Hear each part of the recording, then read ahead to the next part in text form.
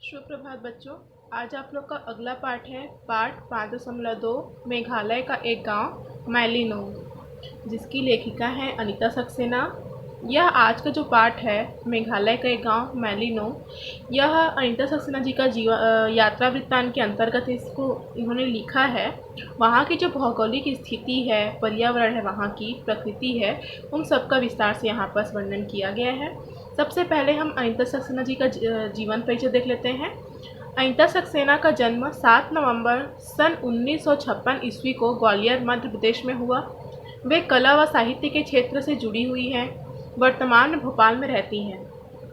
उन्हें राज्यपाल द्वारा मध्य प्रदेश की स्टार यूनिसेफ वॉलटियर पुरस्कार सम्मानित किया गया है। उन्होंने देश विदेश में कई जगहों की यात्राएं की है। उनके यात्रा वृत्त विभिन्न पत्र पत्रिकाओं में प्रकाशित होते रहते हैं। टेलीविज़न और आकाशवाणी के कार्यक्रम में कहानी, कविता, पठन के माध्यम से सक्रिय हैं। ठीक है, अब हम इनका यह जो मैलिनोंग है, मेघालय का ही एक क्षेत्र है, मेघालय का एक गांव है। देखते हैं अब आगे। हाल देखो क्या कहती हैं लेखिका, अपने यात्रा वृत्तांत में बताती हैं और अपना अनुभव यहाँ पर हम सबसे साझा कर रही हैं। क्या कहती हैं? हाल ही में मुझे मेघालय जाने का मौका मिला। मेघालय यानी बादलों का घर। मेघालय की राजधानी क्या है? शिलोंग है। वहाँ पहुँचकर मुझे पता चला कि शिलोंग से 75 किलोमीटर दूर घने जंगलों के बीच बसा है एशिया का सबसे साफ सुथरा गांव कहा जाने वाला मैलिनोंग, और मैंने वहाँ जाने का मन बना लिया। आगे क्या कहती हैं? हमारी यात्रा शुरू हुई। जल्द ही हम पहाड़ों के ऊपर थे। कहीं पहाड़ी झरने गिर रहे थे तो कहीं घने जंगल थे। मैंने देखा कि लोगों ने बांस को आधा काट कर उसकी नाली बना दी थी। इससे पहाड़ से तेज धार से गिरने वाले पानी को उसका सहारा मिल गया था। आसमान में रुई के फाहों जैसे बादल उड़ रहे थे। पहाड़ पर चढ़ते वक्त हमारी कार के कांच पर नन्ही नन्ही बूंदें दिखने लगे। मैंने कहा, अरे बारिश आ गई। गोविंद कार रोक कर बोला। गोविंद कौन है? उसका उनका ड्राइवर है। गोविंद कार रोक कर बोला, नहीं मैडम जी, यह बारिश नहीं, बादल है। आप बाहर निकल कर देखिए जरा। और सच में बाहर बिल्कुल बारिश नहीं थी। कार के ऊपर से बूंद बूंद मिलकर पानी की धारा बहने लगी थी। लेकिन ऐसे बाहर हाथ फैलाओ तो कुछ हाथ नहीं आता आता था। बहुत ही अद्भुत नज़ारा था, बहुत ही सुंदर नज़ारा था और अद्भुत भी था। चारों तरफ सफ़ेद बादलों का समंदर लहरा रहा था। जहां हम खड़े थे वहां से 10 मीटर की दूरी पर कुछ भी नज़र नहीं आ रहा था। सड़क में गुजरती सारी गाड़ियों ने अपनी इमरजेंसी लाइट जलाई हुई थी। सामने से भी गाड़ी आ रही थी। सभी बहुत ही धीमे और एक के पीछे एक चल रही थी ताकि कोई दुर्घटना ना घट जाए। पहाड़ी रास्ता था। एक तरफ हजारों मीटर गहरी खाई थी तो दूसरी तरफ पहाड़। आप लोग अधिकतर देखेंगे, आजकल तो खैर इंटरनेट का ज़माना आ गया, सोशल मीडिया का ज़माना आ गया, तो आप लोग एक बार नेट पे भी सर्च करके देखिएगा। जो ये पहाड़ी इलाका होता है, जो ये मेघालय और ये दार्जिलिंग, उत्तराखंड, ये सब को आप देखेंगे तो उस तरफ भी क्या होता है कि इसी तरफ का नज़ारा, इसी टाइप का नज़ारा देखने को मिलता है। आगे हम लोग देखते हैं। धुंध में रास्ता कुछ समझ नहीं आ रहा था। आप लोग भी देखेंगे, आज से सुबह सुबह उठेंगे तो क्या होता है, कोहरा कोहरा रहता है, धुंध बरसे रहता है। तो उससे क्या है, सामने वाला दृश्य क्या है, वह दिखता नहीं है, है ना। तो उसी को यहाँ पर बताया। धुंध से रास्ता कुछ समझ नहीं आया था। एक छोटी सी जगह पर गोविंद ने गाड़ी रोककर एक टैक्सी वाले से द्वाकी का रास्ता पूछा। द्वाकी मुख्य सड़क पर बसा एक छोटा सा शहर है। टैक्सी वाला बोला, मैं वहीं जा रहा हूँ, मेरे पीछे पीछे चले आओ। सारी बातचीत गोविंद के माध्यम से असमी में ही हो रही थी। हिंदी यहाँ कम ही बोलते हैं। वहाँ की जो भाषा है वह असमी भाषा है। और बहुत सारी बातों को क्या है, गोविंद क्या है, असमी भाषा में बातें कर रहा था। किससे? उस ड्राइवर से। और वहाँ हिंदी बहुत कम बोली जाती है। धुन में हम उसके पीछे पीछे चल दिए। आगे क्या बोलती है? आगे जाकर फोनटोंग नाम की एक जगह आई जहां से एक रास्ता द्वाकी जा रहा था और दूसरा मैलिनोंग। वहां उस सुमो के ड्राइवर ने गाड़ी रोकी और कांच खोलकर इशारा किया कि इस तरफ चले जाइए। हमारी गाड़ी वहां से 18 किलोमीटर दूर माइलोनोंग की तरफ आगे चली। देखो यहाँ पर कुछ दिया गया है। ट्रैवल मैगजीन डिस्कवर इंडिया द्वारा 2003 में मैलिनोंग को एशियाज क्लीनेस्ट विलेज की उपाधि दी गई। इसके बाद 2005 में इसे भारत का सबसे साफ गांव घोषित किया गया। यहाँ कचरा डालने के लिए जगह जगह बांस की टोकरियां लगाई गई थी। इसमें इकट्ठे हुए कचरे से फिर खाद बनाई जाती है। आम जनता के लिए सड़क किनारे बने साफ सुथरे शौचालय हैं। इस तरह से क्या है, जो मैलिनोंग जो गांव है मेघालय का एक गांव है, वो क्या है, बहुत ही साफ सुथरा गांव है और उसको एशिया का सबसे साफ सुथरा गांव ही उसे घोषित कर दिया गया है। आगे देखते हैं। मैलिनोंग में हमारा गाड़ी हेनरी हमारा जो गाइड था हेनरी बना। क्या बोल रही है, अपना अनुभव यहाँ पर क्या बता रही हैं। जब वो लोग मैलिनोंग पहुंचे तो मैलिनोंग में जो आप लोगों ने भी यात्रा की होगी, जब यात्रा करेंगे तो देखिएगा अपने अपने क्षेत्र के बारे में पूर्ण जानकारी और जो रहस्यमयी कुछ तथ्य होते हैं उनके बारे में छोटी छोटी जानकारी देने के लिए क्या होते हैं, गाइडर होते हैं। तो वही गाइड का काम करने वाली जिसका नाम क्या था, हेनरी था। तो मैलिनोंग में हमारा गाइड हेनरी बना। अब हेनरी क्या है, जो अनीता सक्सेना जी का उनका क्या है, गाइड बन गया। हेनरी यहाँ घूमने आए लोगों को गांव दिखाने और उनके रहने खाने की व्यवस्था का काम करता था। वह अंग्रेजी और खासी दो भाषा जानता था। क्या क्या भाषा जानता था, अंग्रेजी और खासी भी वहाँ की भाषा है। हेनरी सबसे पहले हमें ट्री हाउस और बॉस के कॉटेज दिखाने ले गया। क्या कह रही है यहाँ पर लेखिका, मैलिनोंग ने हमारे गाइड के पिताश्री द्वारा पेड़ों के निर्मित मकानों के बारे में वर्णन किया। कितनी कारीगरी और कुशाग्र बुद्धि से इन मकानों को बनाया गया है। बांस के कॉटेज इतने सुंदर और भव्य हैं कि जनसाधारण का मन भी मोह लेते हैं। एक मचान बनाया गया था जहां से दूर दूर तक देखा जा सकता था और जंगली जीव जंतु से सुरक्षा के संकेत प्राप्त किए जाते हैं। यहाँ पर ज़्यादातर बांस की लकड़ियों का प्रयोग किया जाता है। बांस की लकड़ियाँ मजबूत और टिकाऊ होती हैं। इन्हीं लकड़ियों का प्रयोग आद्योपान किया जाता है। सीढ़ियों की बात हो या बांस की छोटी छोटी छोटी छोटी लकड़ियां ही काम में लाई जाती हैं, चाहे वह क्या बोलना चाहिए, चाहे वह लकड़ी जलाने के लिए हो या किसी काम में उपयोग लाने के लिए हो। फिर क्या बोलती है, मैं ट्री हाउस के ऊपर एकदम ऊपर तक चढ़ गई। ट्री हाउस की छत से दूर तक एक समंदर दिखा। यह बांग्लादेश में आई बाढ़ का पानी है। बांग्लादेश यहाँ से सिर्फ 3 किलोमीटर दूर है। लोग पैदल ही वहाँ चलकर आना जाना कर सकते हैं। अब देखो मैलिनोंग से जो मेघालय है, मैलिनोंग से क्या है, 3 किलोमीटर दूरी में ही क्या है, बांग्लादेश की सीमा है। ठीक है, तो अब उसको आगे देखो, आगे क्या बोलती है। लाइव रूट ब्रिज है। अब आगे चल रहा है लाइव रूट ब्रिज में।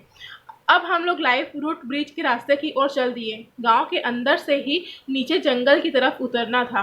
शुरू में तो कोई दिक्कत नहीं हुई, पर जब खड़ी चट्टान से उतरना पड़ा तो फिसलने की चिंता हुई। मुझे यह ख्याल बार बार सताने लगा कि चढ़ते समय क्या हाल होगा। खैर हम धीरे धीरे नीचे उतर गए। कहीं कहीं पर पक्की सीढ़ियां भी बनी थी। चारों तरफ घना जंगल भी था। हमारे सिवा वहां और कोई नहीं दिख रहा था। शायद कम ही लोग वहां आते होंगे यहाँ। फिर क्या बोलती है देखो, अब वो ये कह रही है कि जो पेड़ पौधों से बने हुए क्या है, एक जंगल की तरफ उतरने का रास्ता था।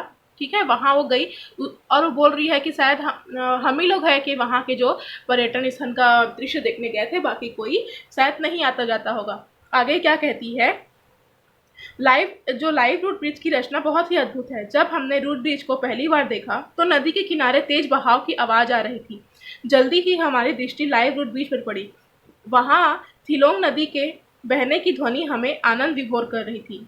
ऊपर लाइव रूट ब्रिज रबर के पेड़ों की मोटी मोटी छालों को काट कर बनाया गया था। रबर का पेड़ जो होता है उसी की छालों से काट कर क्या है बनाया गया था। ये ऐसी अद्भुत जड़ें थी जो बिना जोड़ वाली थी। इन्हें कहीं से भी बांधा नहीं गया था। ये बेजोड़ थी जो सहज ही जुड़ी हुई थी। इनमें पूर्णतः रबड़ की ही छोटी पतली मोटी छालों का प्रयोग किया गया था।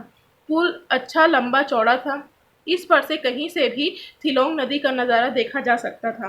पुल के बीच में मिट्टी बिछी हुई थी, कहीं कहीं गोल पत्थर भी बिछा दिए गए थे, गोल पत्थर भी रख दिए गए थे। इस तरह से वहाँ का यह दृश्य यहाँ पर वर्णन कर रही हैं। आगे क्या कहती हैं, हेनरी ने बताया कि यह पुल बहुत ही मजबूत थी। जो काट कर यह बनाया गया था, है ना, रबड़ के पेड़ से मोटी जलों को तोड़कर जोड़कर बनाया गया था, यह बहुत ही मजबूत थी। 30 लोग भी खड़े हो जाएं तो इसका कुछ भी नहीं बिगाड़ते। हम लोग पुल पार कर उसके दूसरी तरफ पहुंचे। वहां दूसरे गांव जाने के लिए पहाड़ काटकर सीढ़ियां बनाई गई थी। हम लोगों ने चारों तरफ से पुल का मुआयना किया। हर तरफ से वह और ज़्यादा सुंदर दिखता, और यह कुदरत नहीं, इंसान का करिश्मा था। देखो, यह जो आप लोग के पुस्तक में यह जो चित्र छपा हुआ है, ये तो फिलहाल अभी की होगी, लेकिन उस समय क्या था, उस समय सभी के पास कैमरा और सभी के पास फ़ोन अवेलेबल नहीं था, है ना। तो उस समय अगर होता तो वह और ही ज़्यादा हर तरफ से सुंदर दृश्य का सुंदर फोटो को खींच के लाती और इसमें प्रस्तुत करती। तो इसी बता रही है कि हम लोग जिस तरफ से भी उसका मुआयना करते तो क्या कहते, और ही इतना सुंदर दिखता था। इस बीच देखो वाक्य थे, इस बीच हम हेनरी के पिता से मिले। मैंने उनको अभिवादन किया तो उनके चेहरे की झुर्रियों के बीच से एक भोली सी मुस्कान छा गई। उनकी उम्र करीब 60 बरस होगी। वे सिर्फ खासी भाषा जानते थे। हेनरी हमारा दुभाषी बना। ठीक है, अब उसके पिता को क्या है, खासी भाषा था, ना उसको हिंदी आता था ना इंग्लिश आता था। तो हेनरी क्या था, है ना, हेनरी अनीता सक्सेना का दुभाषी बना। जब अनीता सक्सेना जो लेखिका है, अगर वो हेनरी से बात करती, फिर हेनरी उसको अपने पिताजी को समझाते। जब उसके पिता कुछ बोलते तो उसको हेनरी पहले सुनता, उसके बाद क्या है, लेखिका को सुनाता। फिर देखो हेनरी क्या कहती है, मैंने पूछा आपका नाम क्या है। वे कुछ बोलते इससे पहले हेनरी बोल पड़ा, दिसंबर। अब दिसंबर कैसा नाम है, तो हाँ मैडम जी, इनका नाम दिसंबर है और मेरी माता का नाम है फेस्टिवल। ठीक है, क्या बोल रहे हैं मैडम जी, इनका नाम दिसंबर है और मेरी माता का नाम है फेस्टिवल। यहाँ ऐसे ही नाम रखे जाते हैं। आपको गांव में वोडाफोन, आइडिया, एयरटेल जैसे नाम भी मिल जाएंगे। अगर आजकल देखें तो वहाँ के जो गांव, उस गांव में वोडाफोन, आइडिया, एयरटेल जैसे नाम के आदमी भी मिल जाएंगे। जो नाम सुने जाते हैं वही रख दिए जाते हैं। यहाँ महीनों के नाम पर भी, सप्ताह के दिनों पर भी वहाँ लोगों के नाम क्या है, वहाँ है, जैसे संडे, मंडे, जनवरी, फरवरी, वहाँ लोगों के नाम हैं। जो भी सुनते हैं उसको रख दिए जाते हैं। आगे क्या कहती है ये देखो, दिसंबर जी से मेरी बात शुरू हुई। उन्होंने बताया कि उन्होंने अपने दादा से इस पुल के बारे में सुना था। खासी जनजाति के लोग का मकसद ऐसे पुल नोवेत गांव की रिवाई गांव से जोड़ना है। पुल बनाने की इस परंपरा को एक विशेष जनजाति के लोग ने पीढ़ी दर पीढ़ी जीवित रखा है। आज वे कहाँ पुल बना रहे होंगे कोई नहीं जानता। एक पुल बनाने में करीब 100 साल लग जाते हैं। लाइव रूट ब्रिज बनाने के लिए सबसे पहले रबड़ के पौधों को सोचे समझे तरीकों से लगाया जाता है।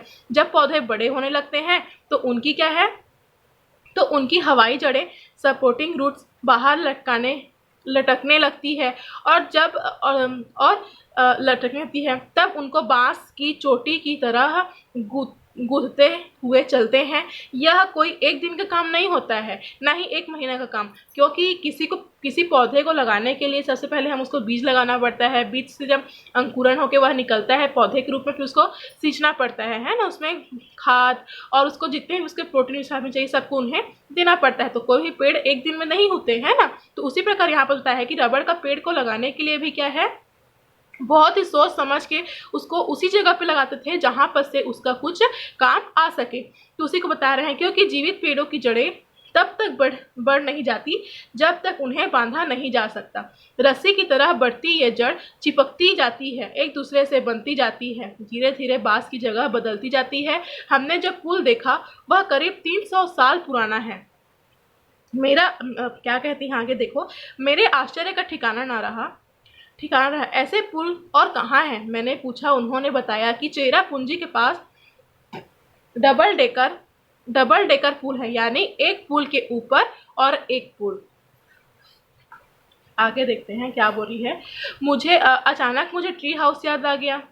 मैंने उनसे इशारे में कहा कि आप बहुत ही सुंदर घर बनाया है।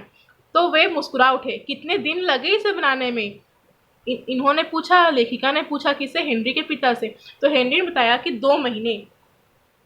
मैंने पूछा, आपने ट्री हाउस के सहारे के लिए जो बड़े बड़े पेड़ों के तने लगाए हैं वे किस पेड़ के हैं? वे बोले, कटहल के। दिसंबर जी से बात करते करते समय का पता ही नहीं चला। बाहर अंधेरा हो गया था और बारिश भी हो रही थी। वैसे भी यहाँ रात जल्दी हो जाती है। हेनरी ने जब कहा कि आप खाना खाकर सो जाइए तो हम फौरन मान गए। हम बहुत थक गए थे। फिर क्या बोलती है आगे? हेनरी की बहन सारा ने बहुत ही स्वादिष्ट दाल चावल और परवल की सब्जी बनाई थी। उसे खाकर हम लोग गहरी नींद में सो गए। सारी रात बारिश होती रही। सुबह उठे तो बिजली गायब थी। बाहर बादलों ने हमें चारों तरफ से घेरा हुआ था। अच्छा हुआ जो कल हम रूट ब्रिज देख आए थे। आज तो जाना संभव ही था क्योंकि बारिश बहुत हो गई थी और क्या है, भूस्खलन का भी खतरा होने लगा था। तो उसी को आपस बता रही है। आगे क्या कहती है? यहाँ चूंकि बारिश बहुत तेज हो रही थी इसलिए हरियाली ज़्यादा और धूल कम है। यहाँ खास तौर पर सुपारी, काली मिर्च, तेज पत्ता, बांस, फूल झाड़ू, कटहल, लीची, अनानास, संतरा, केला आदि के पेड़ क्या है, मिलते हैं। यहाँ मैंने पीचर प्लांट भी देखा। छोटे छोटे कीड़े जब उसके पास पहुँचते हैं तो वह झट से ढक्कन बंद कर लेता है। जब वे कीड़े मर जाते हैं तब उनको खा जाता है।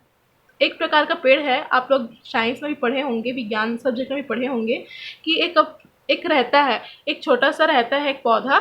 जैसे उसमें कोई कीड़ा जाता है उसको क्या होता है, बंद कर लेता है और बंद करने के बाद उसको सारा खून पी जाता है और खून पीने के बाद क्या है, उसको छोड़ देता है। तो उसी को यहाँ पर बताया गया है। नीचे पहाड़ पर लकड़ी के बड़े बड़े खंभों के सहारे बने कॉटेज के 2 बड़े बड़े कमरे, शौचालय और डाइनिंग रूम था। सब कुछ बना था लकड़ी और बांस का। बांस की चटाइयों की दीवारें और छत सुपारी व झाड़ू के पत्ते से बनी थी। घर इतना मजबूत और वाटरप्रूफ है कि लगता है लगातार होने वाली बारिश में भी एक भी बूंद पानी अंदर नहीं टपकता। इतना मतलब देखो, इतना प्रकृति का इतना पावरफुल है प्रकृति भी कि उससे अगर घर भी बनाया है वो रूम, तो क्या है, इतना मजबूत और इतना वाटरप्रूफ है कि अगर चाहे कितनी बारिश हो, क्या है, वह उस बूंद से पानी अंदर नहीं टपकता। तो उसी को यहाँ पर बताई है। आगे क्या कहती है? घने जंगल और पहाड़ों के बीच बसा होने के कारण माइलिनोंग किसी भी कमी का एहसास नहीं कराता। यहाँ लोग पॉलीथीन का प्रयोग नहीं करते। हेनरी ने बताया कि माइलिनोंग में 94 परिवार बसे हुए हैं। मात्र 94 परिवार ही बसे हुए हैं। यहाँ कुल 506 लोग रहते हैं। साक्षरता की दर यहाँ 100% है। गांव में 2 स्कूल है, एक खासी और एक अंग्रेजी माध्यम का। सभी बच्चे वहाँ पढ़ने जाते हैं। 8वीं के बाद पढ़ाई के लिए बच्चे शिलोंग जाते हैं। जैसे कि आप लोग पढ़ाई के बाद यहाँ से डभरा और या फिर जांजगीर, कोई बिलासपुर, कोई रायपुर जाता है ना, उसी प्रकार वहाँ भी क्या है, शिलोंग जाते हैं। यहाँ के लोग खाना मिट्टी के चूल्हे पर बनाते हैं। चूँकि यहाँ बारिश ज़्यादा होती है इसलिए चूल्हे के ऊपर बने एक झूले में लकड़ी सुखाने के लिए रख दी जाती है। गर्म धुएं से लकड़ियाँ सूख जाती है। इनका कपड़े सुखाने का तरीका भी निराला है। उन्होंने बांस का एक बड़ा सा पिंजरा बनाया हुआ है जिसके नीचे कोयले के जलते हुए अंगारे रख दिए हैं और ऊपर कपड़े फैला दिए जाते हैं। हल्की गर्मी के ताप से कपड़े भी सूख जाते हैं। देखो, सब हर प्रकार के इनके पास विचारधाराएं हैं, आइडियाज़ हैं, किस प्रकार से यह वहाँ खाना ही बनाते हैं, लकड़ी भी सुखाते हैं, कपड़े भी सुखाते हैं, उनके यहाँ पर वर्णन किया गया है। आगे देखो, आगे क्या बता रही हैं। माइलिनोंग में एक छोटी सी दुकान है, छोटी, जो साबुन, मोमबत्ती, माचिस वगैरह छोटी मोटी ज़रूरत का पूरा सामान पूरा करती है। माइलिनोंग से 2 टैक्सी हर रोज़ सुबह शिलोंग जाती है और शाम को वापस आती है। यहाँ के लोग आटा, दाल, चावल, हरी सब्जियाँ तथा खाने पीने का हर सामान शिलोंग से ही लाते हैं। यहाँ सब्जी, अनाज कुछ भी पैदा नहीं होता है। पूरा पहाड़ी इलाका है तो सब्जी कैसे होगा, है ना। हाँ, मछली, सुअर, मुर्गी जरूर पाई जाती है। हेनरी ने बताया कि शिलोंग से माइलिनोंग के बीच सड़क बने 12 साल हो गए हैं। इससे पहले आना जाना बहुत मुश्किल था। गांव के मुखिया को सभी हेडमैन कहते हैं। उन्होंने गांव को साफ सुथरा रखने के लिए नियमों को जगह जगह लगा रखा है जिसका सभी गांव वाले पालन करते हैं। इसी तरह हर गांव में, चाहे वो मैलीनॉन्ग हो या दिल्ली हो या मुंबई हो, हर जगह क्या है, सबको, सभी इंसान को क्या है, नियमों का पालन करना चाहिए, ताकि जब हमारा आसपास साफ सुथरा रहेगा तो हमारा वातावरण ऑटोमेटिक साफ सुथरा रहेगा। आगे देखो क्या कहती है। रूट ब्रिज के रास्ते में मैंने बड़े बच्चों को एक रोचक खेल खेलते देखा। केले के एक तने को उन्होंने जमीन पे गाड़ दिया था। दूर एक रेखा खींची हुई थी, जिसके पीछे खड़े होकर वे नुकीले तीर से उस तने को भेदने की कोशिश कर रहे थे। आसपास खड़े बच्चे निशाना लगने पर तालियां बजा रहे थे। हम भी इस अनूठी जगह के लिए मन ही मन तालियां बजाते हुए आगे बढ़ गए, और इस तरह से उन्होंने वहाँ के जो प्राकृतिक भौगोलिक दृष्टि का क्या है, भौगोलिक दृश्य का क्या है, यहाँ पर मनोरम चित्रण किया है, वर्णन किया है। धन्यवाद।